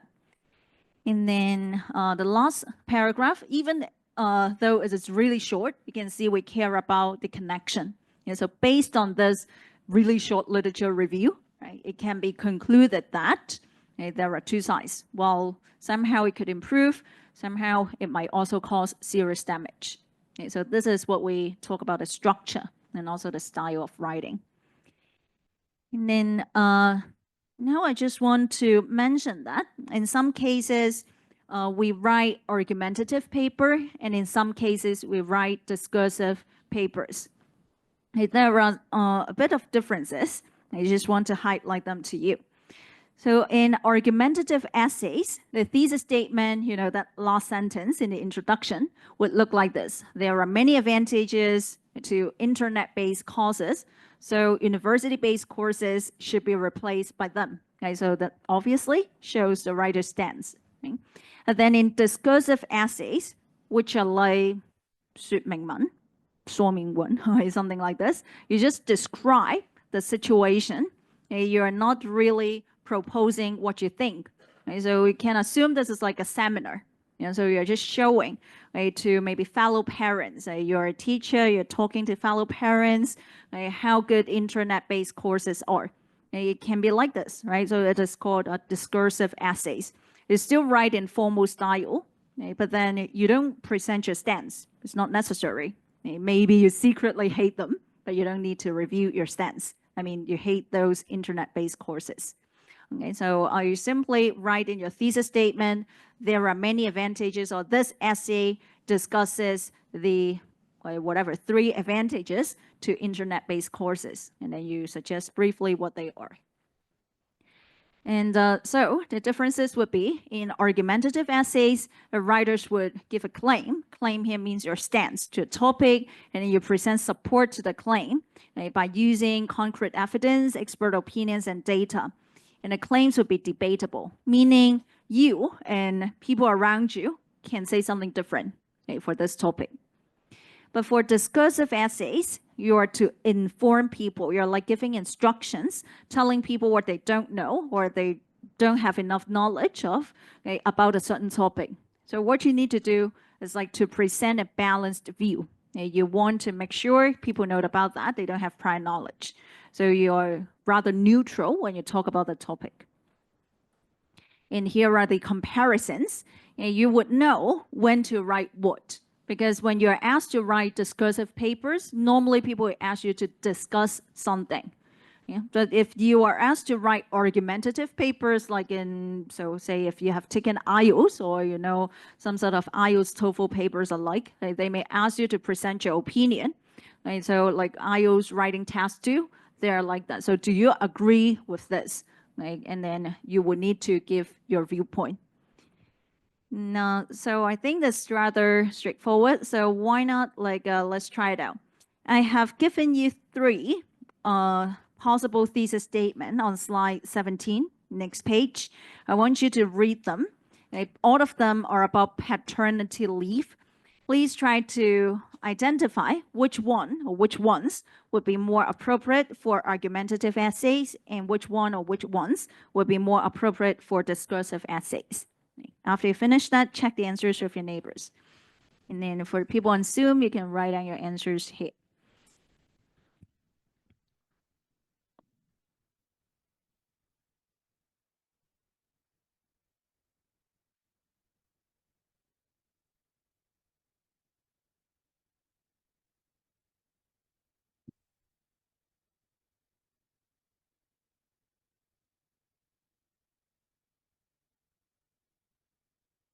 I'm preparing for some video, so you cannot see what I'm showing on the screen right now.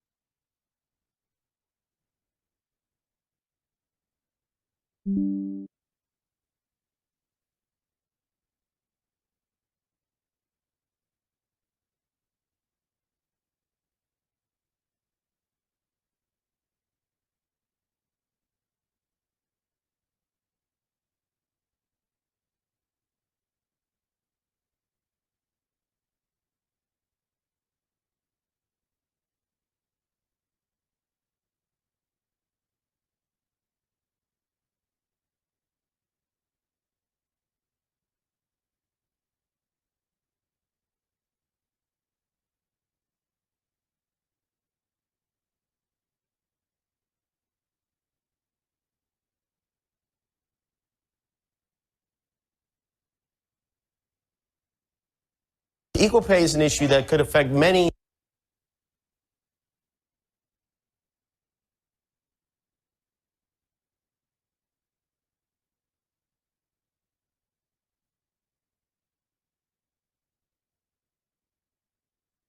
研究顯示，如果你有出現疲倦、欠缺活力，甚至甩頭髮，代表食得健康。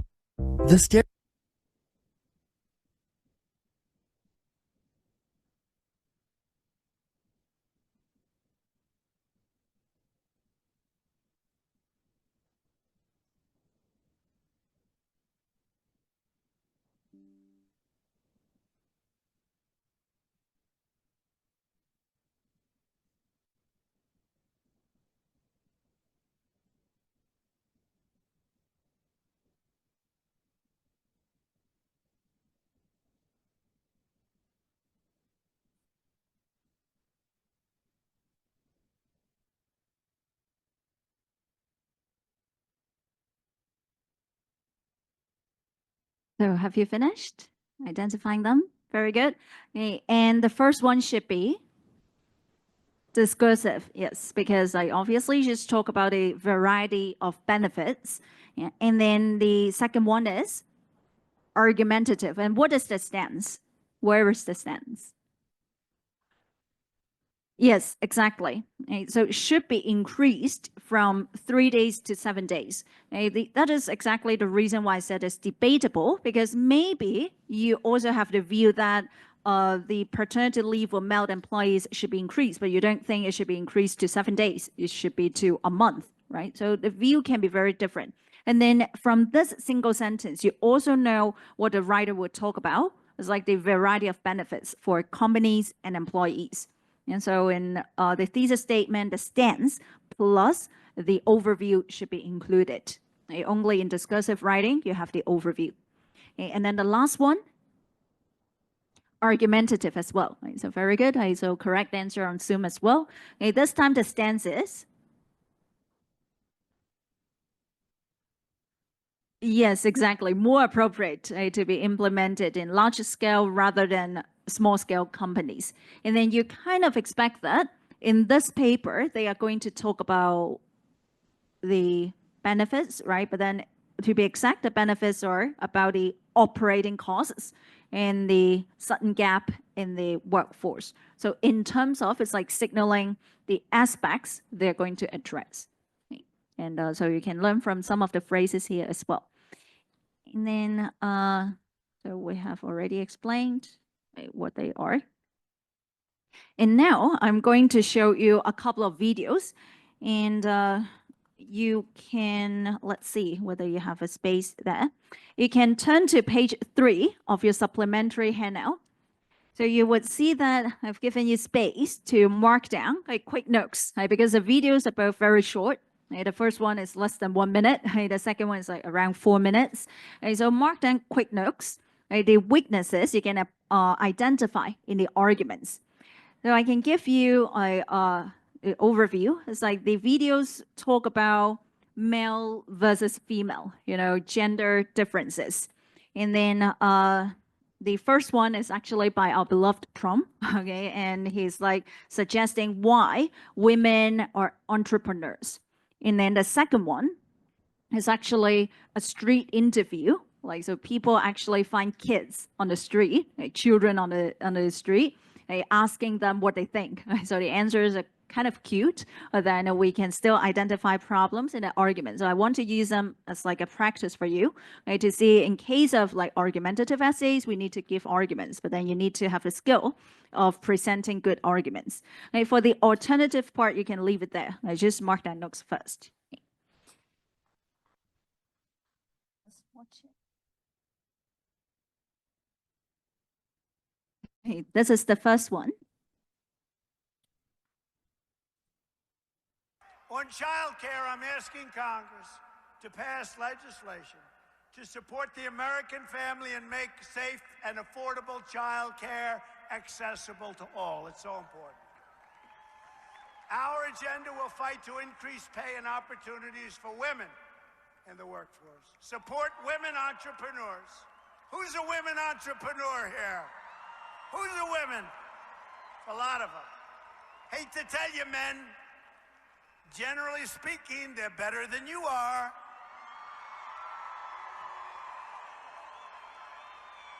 Now, if I said it the other way around, I'd be in big trouble, don't you?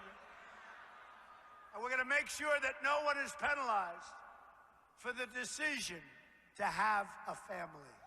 Right now, they're penalized. Okay, so I don't know why the octo totally incorrect for him.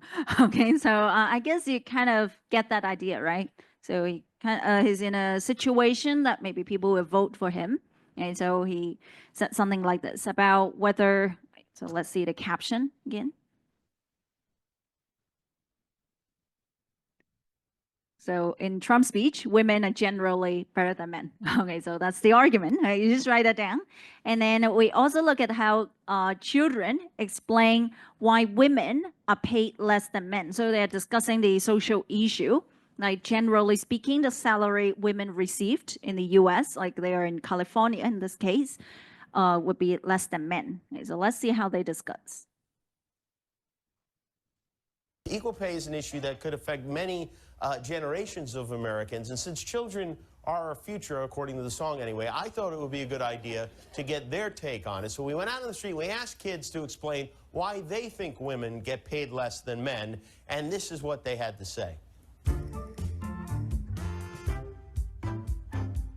Why do you think women get paid less than men for the same jobs? Girls don't work as hard as the boys. What are they doing instead of working hard? Doing other stuff. Like what kind of other stuff? Texting and running on the track. Why do you think that women get paid less than men? Maybe women aren't acting as they should. Maybe they're acting weird, so people think that they shouldn't be treated as fairly as men would be. How come the women make less money than men? Because probably some women in California don't really have jobs. Why do you think that women make less money than men? I think because they're very underrated, because they can do more, but people expect them to do less. What kind of more can they do? Well, a lot of people underestimate them, and they could do so much more. There's jobs that men can't do that women can. Like what? Like, they can be an actress if they want. And a man can't be an actress. Well, they can do whatever their heart tells them to do. How come the woman gets paid less? A woman might, maybe do stuff a little bit wrong, but she still gets paid less. Why does she do stuff a little bit wrong? Because maybe she doesn't know those stuff, and maybe they didn't teach her those stuff. But the guy knows that stuff? Yes. Do you think women are not as good at jobs as men? They're very good, and they work all the time like my mom. And how about men? They work too. Who works harder? Moms. Equal rights. How do you think we're going to make that happen? Maybe, let's see, if we have a good group of people to help around the world, or maybe a good president who could help. And who would be a good president to help with that? Probably Donald Trump. Because I think he thinks of women and men the same and equal. Why do you think women make less money than men for the same jobs? Is this giving you a headache? Why do you think that women make less money than men? Well, probably because women care about shopping more than work. And so you think that they're kind of slacking off at work, shopping online, and that's, yeah? Have you ever seen that happen? No, but I think it. Why do you think that women make less money than men? Because men work harder in real estate and other jobs. How do you know that? Because my dad's a real estate agent. Have you ever seen a female real estate agent? Yes, I've seen a couple. And you think they don't work as hard? I think they slouch. Why do you think women make less money than men? Because all the men make all the decisions and make all the rules, and it's always male presidents, and there's never a female president. If there was a female president, do you think all that would change? Probably a little bit. Do you think that'll ever happen? I hope so. Why do you think women make less money than men for the same jobs? I don't know, the world's just a messed up place. Okay, so I hope while you're enjoying the video, you also jot down some points, at least from your memory. So can you quickly mark down some possible examples that you can identify? Like here, weaknesses in the arguments for both videos. What I want you to do is I just talk to people around you. It's a rather casual discussion exercise. I want you to suggest if you are being asked on the street, right, for the same question, like why women generally paid less than men, how would you argue, right, instead of maybe the problems that you can identify in the previous arguments? Okay, so use that to talk to people around you. Okay, so problems in the arguments and also alternative ones.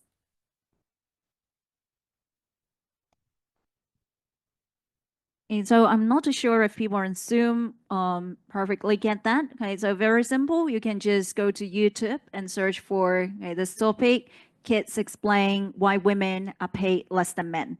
And by the way, just now one girl said, I think Donald Trump can be a good president. It's actually a video 9 years ago. So she can foresee that maybe he will be the president anyway. Okay, so she loved him. Okay, and this is the YouTube video that you can refer to. You can watch that again if you want to. Okay, so feel free to talk to people, discuss the arguments.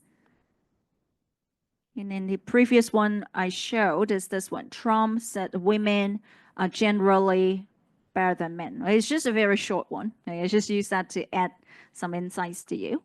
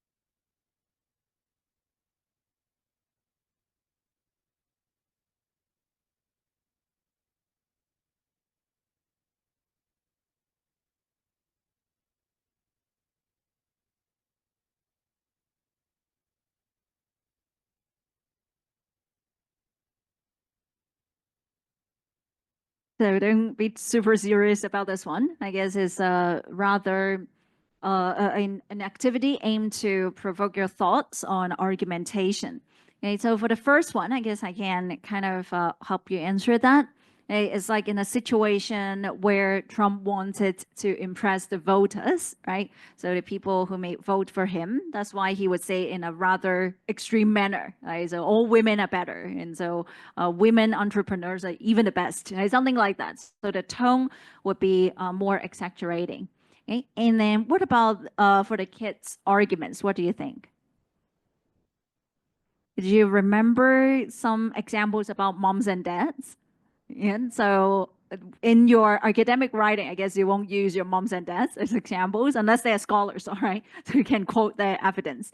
Okay, so you don't use personal examples. Right? That's a problem. Any other problems?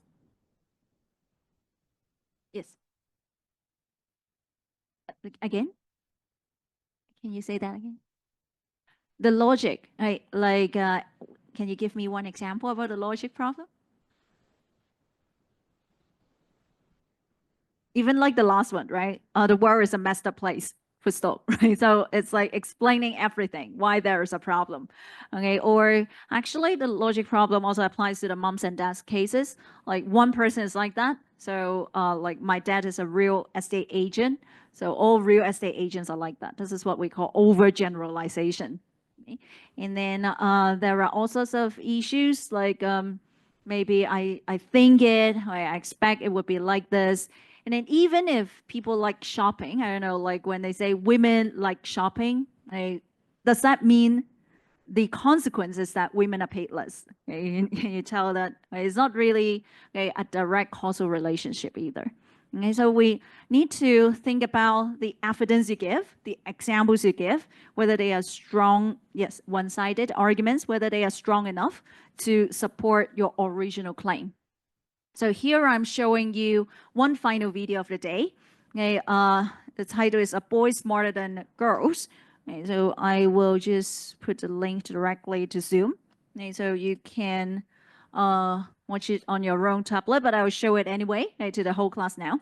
It's a 4-minute video, and you would see how scientists explain that. Okay, so this is like from a channel called ASAP Science. Okay, it's like using a fun way, animated videos to explain science. Okay, so you can see how they explain it. The stereotype that men are smarter than women has a long history, but in the battle of the sexes, who actually has the superior intellect when it comes down to it? Are boys smarter than girls? Early studies showed that male brains are 8 to 13% larger in volume than female brains. However, this has since been attributed to differences in body size. Women's brains have more gyrification or brain folding, and as a result, a greater cortical surface area. Besides, bigger isn't always better. Sperm whales, elephants, and dolphins all have larger brains than humans, and while they are smart, their cognitive abilities are less than our own. There are other structural differences though, like males having more connections within hemispheres while women have more connections between hemispheres, but overall, MRI brain imaging shows significant overlap in the physical structure between the sexes. After studying 1,400 brains and comparing the sexes, researchers found that mostly all men and women show a mosaic of female and male typical structures in the brain. This study also evaluated gender stereotypical behaviors, like how video games are often considered male behavior while scrapbooking is female, and the results found only 0.1% of test subjects displayed only male or only female typical behaviors. Tests on intelligence find similar results, with major IQ studies showing negligible or no sex differences in general intelligence, but do show women having stronger verbal abilities while men show stronger visual spatial abilities.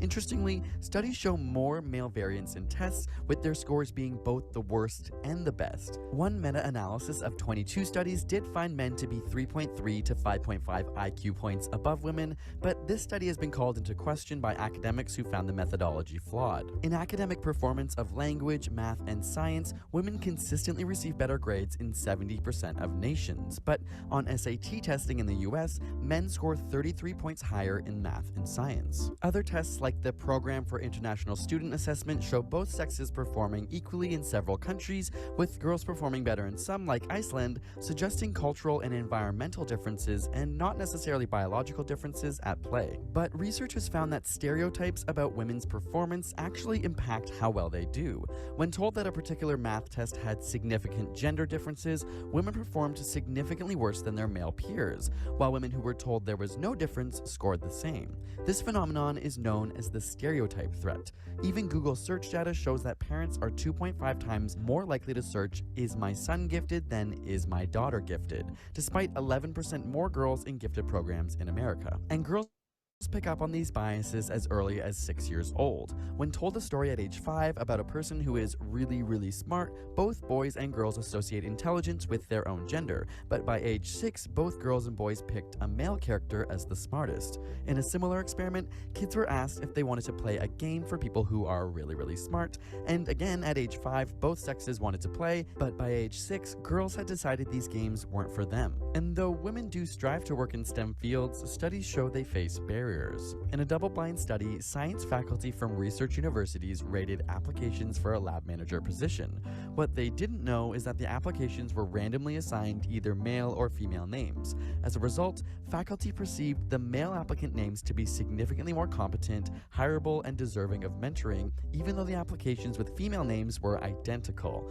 Males were also offered higher starting salaries, an average of $30,000 versus the females' $26,000. Though these studies present a sobering reality, research does point to greater equality between the sexes with passing decades and education. And in spite of these barriers, women continue to contribute to our collective scientific knowledge. Rosalind Franklin allowed us to understand our own DNA, Katherine Johnson helped Apollo 11 land on the moon, and this year, Miriam Mirzakhani is the first woman to win a Nobel Prize for mathematics. Fellow mathematician Isabella Laba said, "Mirzakhani's selection does exactly nothing to convince me that women are capable of doing mathematical research at the same level as men. I have never had any doubt about that in the first place. What I take from it instead is that we as a society, men and women alike, are becoming better at encouraging and nurturing mathematical talent in women and more capable of recognizing excellence in women's work. To learn more, we asked the women at ASAP Science. They're kind of promoting the ASAP scientists later. Okay, so you can have a look at that, like ASAP Science, and then let's see. Yeah. So the title is A Boy Smarter Than Girls. Since you can see that scientists would actually look at this issue from many different perspectives. And remember, I said the word perspectives. They don't just look at maybe examples. They look at lab experiments. And they look at maybe brain differences, the MRI scans differences, and sometimes they show there are no significant differences. And so they don't just say, okay, definitely boys are smarter or girls are smarter. Or in some cases, they find boys are smarter in certain aspects, like the spatial identification, while girls are smarter in verbal aspects. And so they will actually argue an issue in this way. And so this is to give you some sort of insights how we give arguments in academic papers. So that's it for today. Actually, on the final slide of your handout, you will see that I asked you to summarize a text, read section 2 of a report called Potential Issues in Children's Viewing of RTV. And you can try to summarize it. Well, you can try to do that at home today if you have some time before coming to tomorrow's section. And I will still give you a bit of time at the beginning of tomorrow's section to go through it, but it would be best if you can spend some time on your own because it's like a one-page report. Actually, the report is more than one page, but I only selected the extract, section 2. Potential issues. And this is the next thing we're going to talk about. You read a lot, then how to really use the information in your own writing. And so you don't just directly copy everything, right? So that's why we need to know the tricks of summarizing and paraphrasing. Well, you can kind of challenge yourself a little bit first. You read that, that is from your supplementary handout, the last page, page 4. This report, while you're reading, you can highlight the key points and then try to summarize it in your own words, not to copy 100 words from this one. In your own words, by keeping the most important meaning, and we can talk about that tomorrow. Okay, so thank you for coming today, and that's the end of today's section. So thank you so much. If possible, bring your handouts as well for tomorrow's section.